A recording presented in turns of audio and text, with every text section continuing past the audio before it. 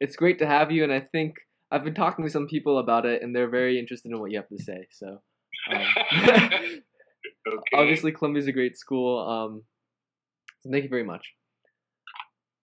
So there are really, I guess, three main questions that I had as part of this interview. The first was if you could give three tips to any prospective Columbia student. What would you say that would be the top three tips for them for the Columbia application? Well, of course, as most students know, we are part of the Common Application Group. Okay. And the Common Application is exactly that. It's incredibly common. Every school you apply to and submit it to is asking the same questions in that part of the application. However, the application is in reality an instrument of evaluation. And highly selective colleges like Columbia have the opportunity to create their own sub application. And those are the institutional questions. The institutional questions go to the heart of the values of an individual college.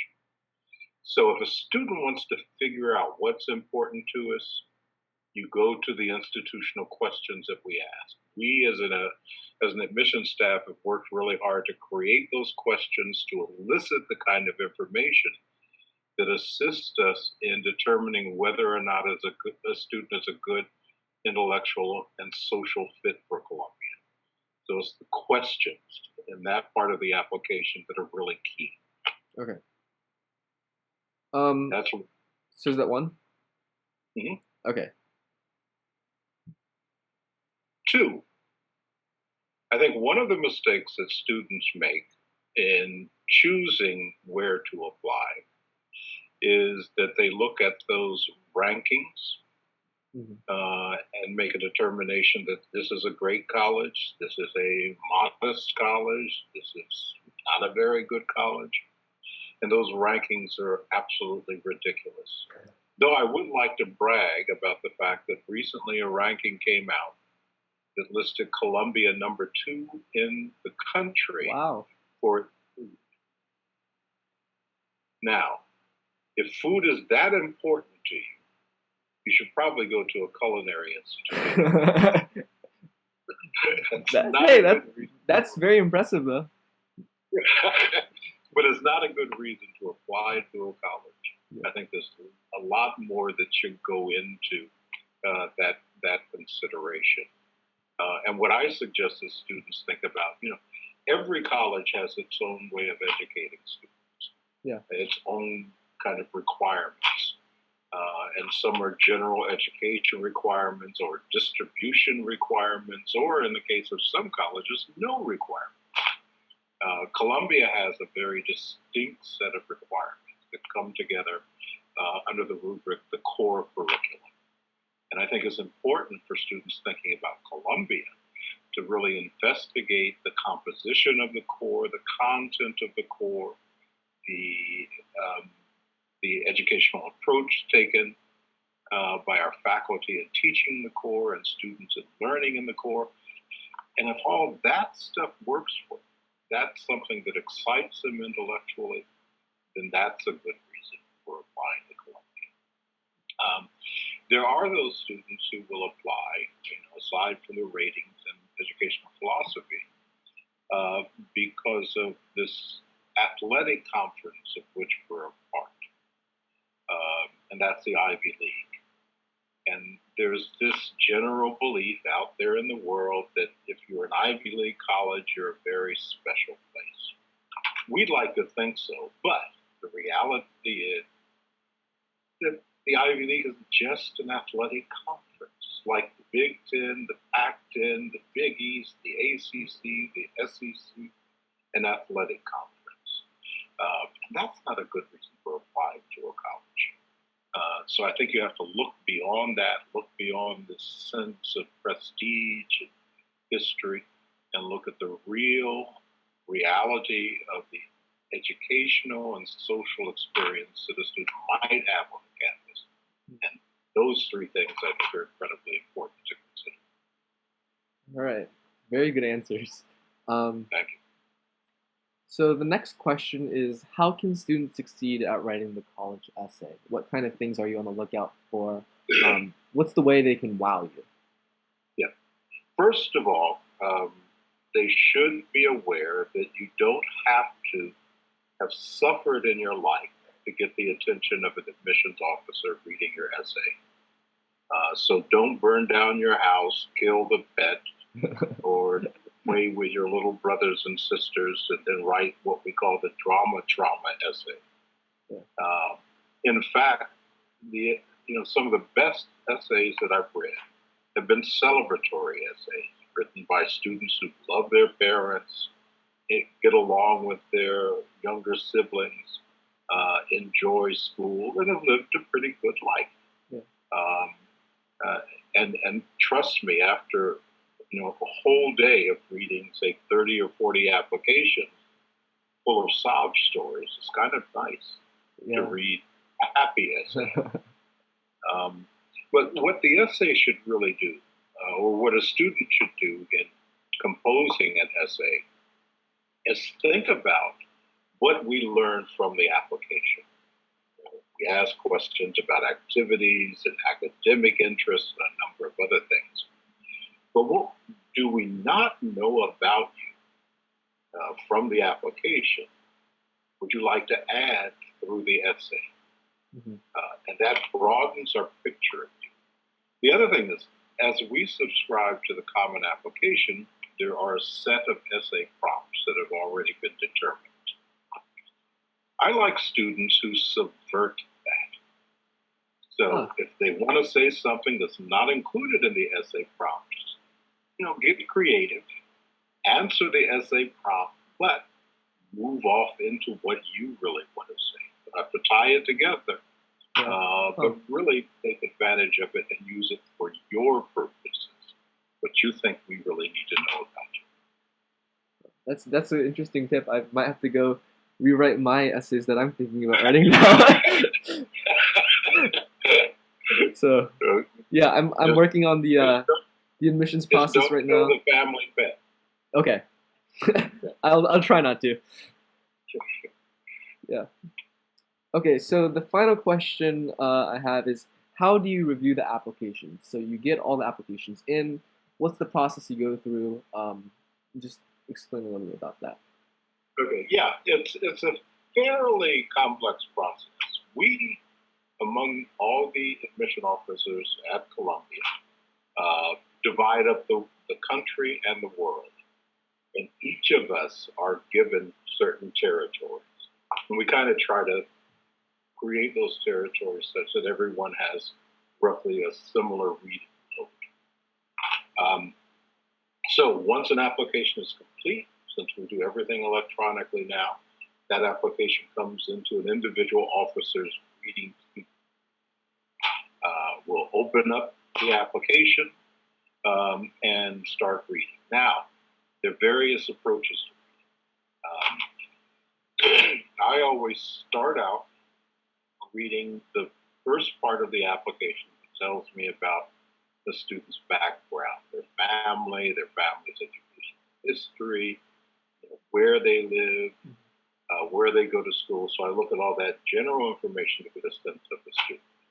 I then go to the transcript. And the transcript requires a very careful review. So we're looking course by course, semester by semester, year by year, at how a student has put together an academic program and make an assessment. What is the degree of rigor of the program? Is the student really challenged?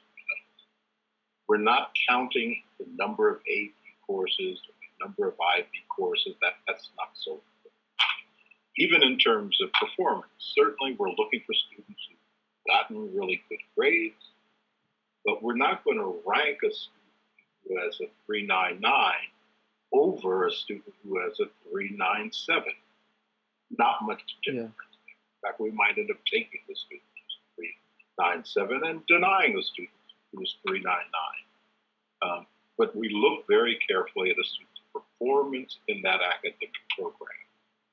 Then, because grades are merely symbols of achievement, they don't really tell us much more than you did well. Yeah. And my sense is that probably students who are straight A students you wouldn't want to be trapped in a classroom with for more than a semester. Okay. Yes. We don't want to be trapped on a campus with them. So we look behind the grades at how a student functions, performs, contributes in a classroom. Are they the kind of people that make the classroom a more interesting place for themselves, their peers, and their teachers? Yeah. So where to learn about that? From teacher recommendations. And we read those teacher recommendations incredibly closely. We read every line, we read between the lines. At your comportment in the classroom, are you the kind of person that asks challenging questions? Are you the kind of person that you encounter something interesting in a class, you bring information from the outside, maybe you've done a little reading in a magazine or a book or a website or a journal that adds to the interplay in the classroom? Those are the kind of people that we're looking for. Students who in some way demonstrate a kind of independent intellectual curiosity that sets them apart from the ones who are the grade pluggers. Yeah. So the application, the transcript, and the teacher recommendations tell us a lot about that. We're a residential college. So 97, 98% of our students live on our campus. We want this to be an interesting campus, sometimes an exciting campus, sometimes a frustrating campus. So we want to bring students who are going to perpetuate the kind of energy and intellectual vigor that already exists. We want them to perpetuate it. Your counselor should be the person that writes about the impact that you've had within your school. This is an important thing for students. They have to educate their counselors sometimes, particularly if they go to a school that is large and maybe the counselors can't get to know students individually. It's your job to let that counselor know what your impact has been in the school, or upon leaving, what your legacy would have been. And that allows us to get some insight to you as a person within a community. What might you contribute? And that's very important. So we're going to look at that carefully. Then there are those member questions in the supplement to the application. Again, our questions go to our values and tell us something about how you started to explore the world, ideas, interests that you have. And we'll look at your responses to those individual questions. And a good example, one of our questions is, what books have you read over the past year of your own choosing? Not required books, but books that you've chosen. If all you present to us are the series of 7 Harry Potter novels, that says one thing. But if among your books, they don't have to all be serious, but if among your books, there are some really interesting ones, some challenging ones, maybe some fiction and nonfiction, some that reference your interests, doesn't mean that's what you're going to major in, but interests that you we look at your responses to those questions. And here's where some students, I think, miss that out. Sometimes because they're applying to so many colleges, they don't think about the import of those individual questions. But those questions tell us, again, back to that phrase I used earlier, tell us about your level of independent intellectual curiosity. Beyond what your school has required, what have you done to explore the world? And that's important to us. Finally, would be best if you think you want to go to Columbia, to have an idea that you want an education that takes place in an urban environment. We're in a city. We're in a major city. We're in a world city. And even though there's a real, rich, vibrant campus life, real undergraduate residential experience, I think the students who are happiest, the students who prosper most, are those who will eventually take advantage of our location, Yeah. be it through participating in the social, cultural, and intellectual life that the city provides, or through internships that students can take advantage of. So embedded in that supplement in our application are some questions that give us a sense of how you have used the cultural educational resources where you live. Yeah. Now we understand that that experience is going to be very different for someone applying from Philadelphia as opposed to applying from Lima, Ohio.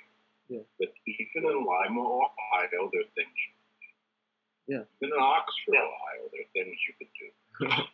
And we look at how you use where you live as a resource to develop your interests and explore your